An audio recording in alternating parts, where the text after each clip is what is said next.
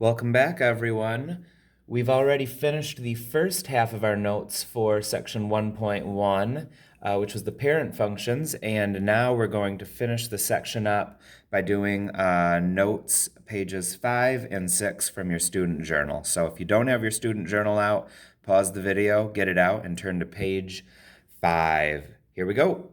It says in exercises 1 through 4, identify the function family to which f belongs. So we did something a lot like this in the first half of the section. So I can look at this and see that it looks definitely the most like this one. That is a linear function.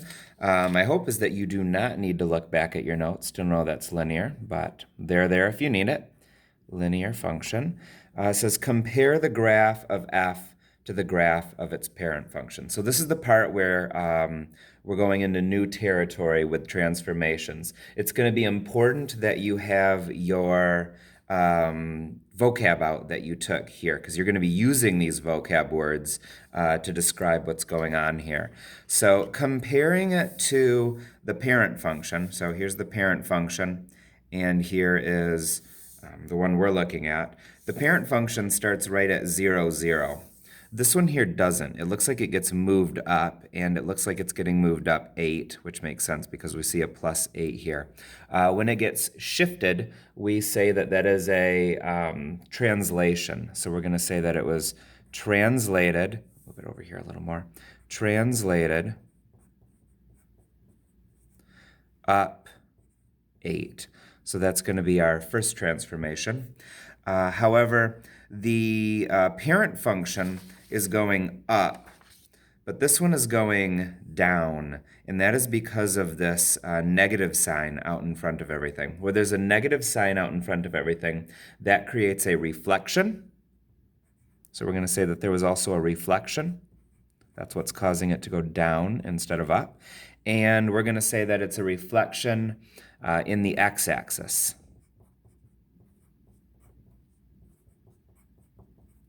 When the negative sign is out in front of everything, it's a reflection in the x-axis.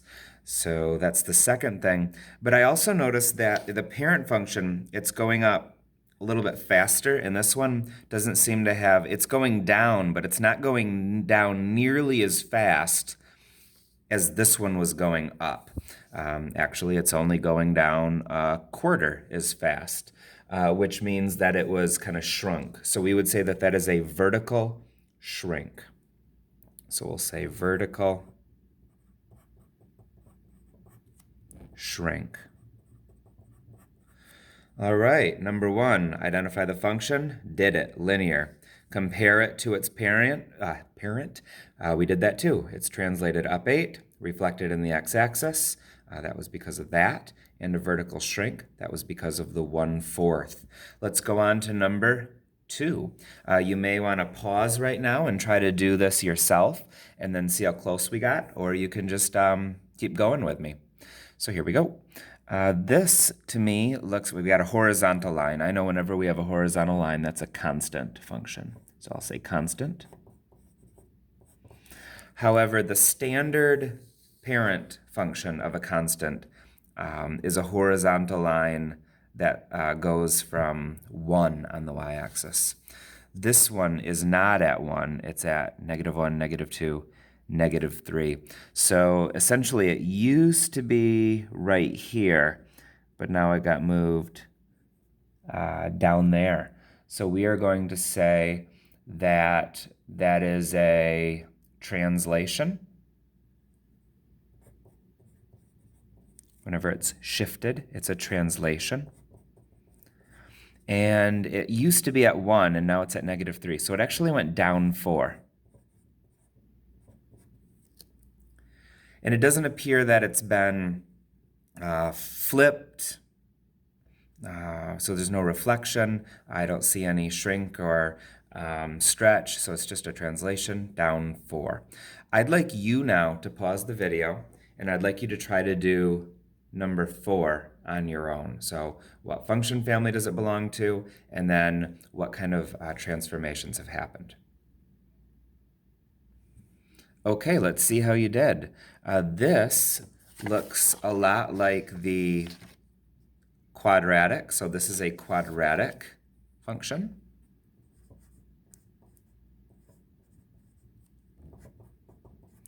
All right, and it looks like it used to be at 0, but now it's up at 4. So again, when it's shifted, there's a translation.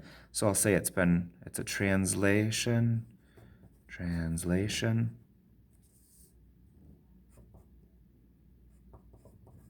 up 4. All right. However, it also looks like it's been shifted to the right, and it goes up by 2s, and this is only like halfway over there, so it means it was shifted to the right 1. So there was a translation.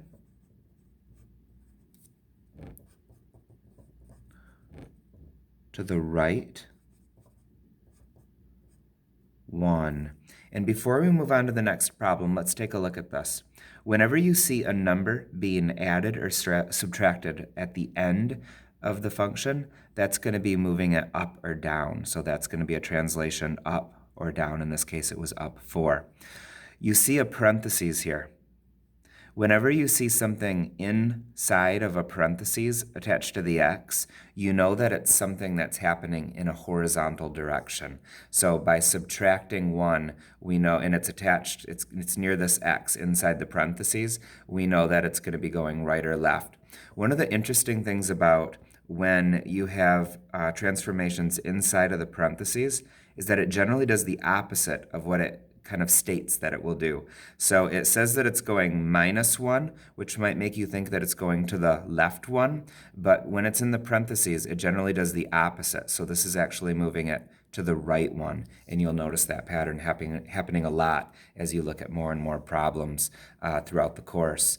Problems 5 and 7 are the same thing. We're going to get some more practice, so let's do that now. Number 5, we're going to do together. Okay, so this time they're starting by giving us the function and not as a graph. So we're going to graph it. I am going to kind of just blot this out, and I notice, okay, if I took that out, that's just a linear. So if it was linear, it would look like this. This would be the parent function of a linear.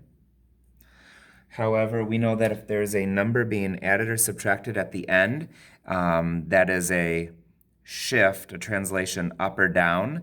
If it was in parentheses like this, it would be to the left or right, but because it's not, it's going to be down 7. So I'm going to go down 1, 2, 3, 4, 5, 6, 7. And then I'm going to make it have the same slope as it did before.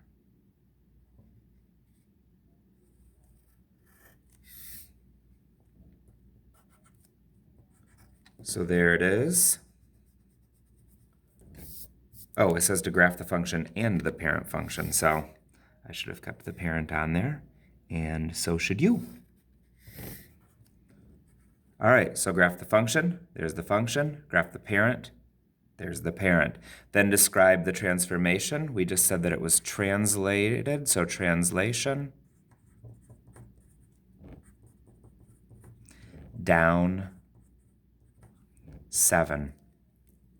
I'd like you now to, on your own, try problem number 6, and then we'll take a look at it again in a moment together. So give it a try.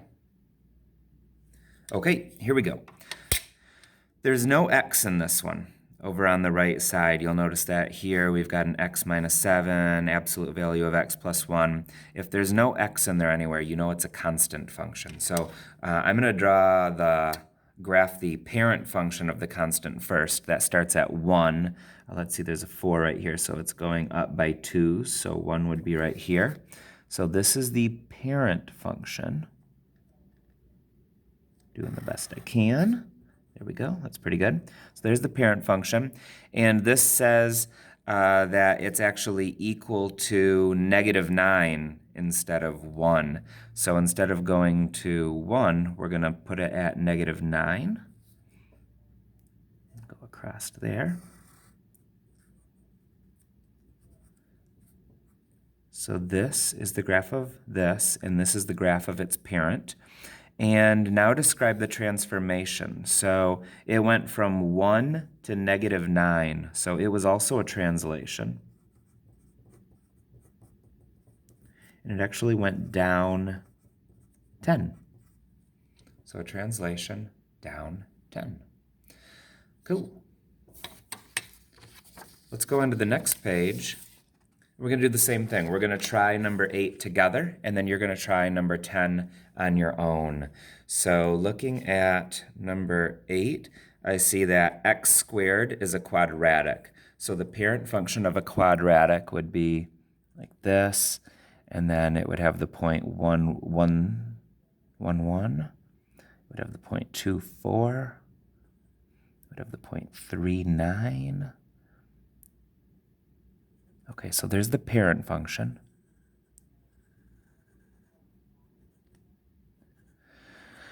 Now, this has had a change to it. This negative out front, we learned, creates a reflection over the x-axis. So if we flip it over the x-axis, boom, that's going to make it go down instead of up. So here we go, 1, 1. 2, -4, 9. You know what? This actually was supposed to be at 3. 3 is right here because it's going by 2. So I'll fix that. All right. So that was a reflection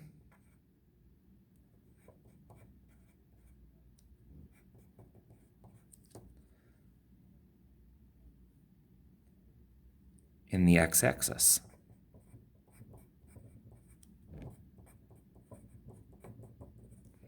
So there's the parent. This is the graph of this one. And to get from here to here, we reflected it in the x-axis. Please give number 10 a try on your own. Okay, let's do that together. So the absolute, this is the absolute value because there's the 2 bars. So it's going to go up like a V, like that.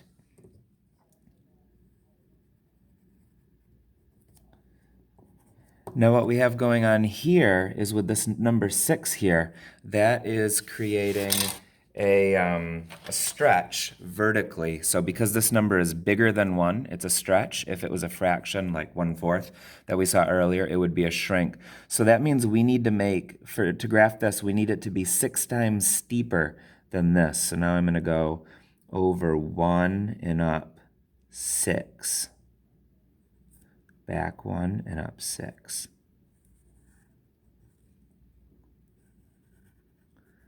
All right, there's the parent, and this is the graph of that one, and that was a vertical stretch. Number 11, identify the function family of this and describe the domain and range. Okay, so I see these bars. That makes me think absolute value.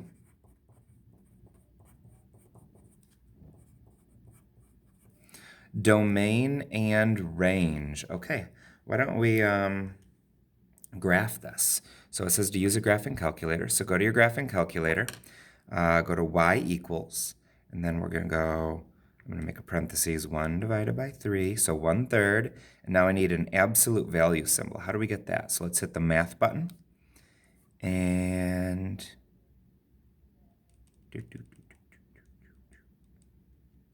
oh, there it is. So go over to number, absolute value is your first choice. Okay, so now we'll go, it says a negative x. So don't hit the minus, hit the negative sign, negative x. Let's end that parenthesis, and then it says +4. All right, looking at a graph.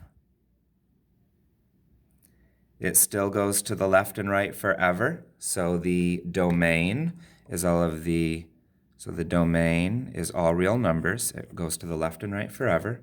The range, it does not go down forever, but it does go up forever, starting at 1, 2, 3, 4, which makes sense because remember it got moved up 4.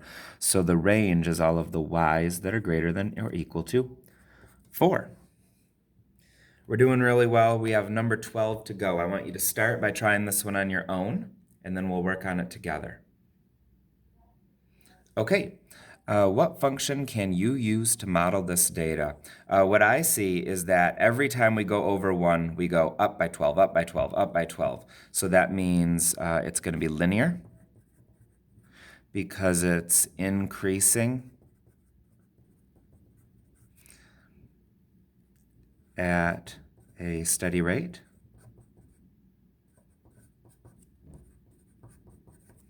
Basically, it has a slope of 12, doesn't it? If the biker's teammate rides at the same pace but leaves an hour later, what type of transformation does this represent? So just to take a quick look at this. So in the original, if you went like 1 hour, at first it was like, I'll make this go up by like tens. After 1 hour, they went 12 miles. After 2 hours, 24. After 3 hours, 36. After 4, 38, 48. Now, if the other person left an hour later, then instead of it taking 1 hour to get 12 miles, it would take 2 hours. Instead of taking 2 hours to get 24 miles, it would take 3 hours. So what I see is it just got shifted to the right. The mathy word for that is a translation. So it got translated. Translation to the right. And it would just be to the right 1 unit, wouldn't it? Because everything was 1 hour over. Cool. We just finished our notes. Good job, everyone. Thanks for following along.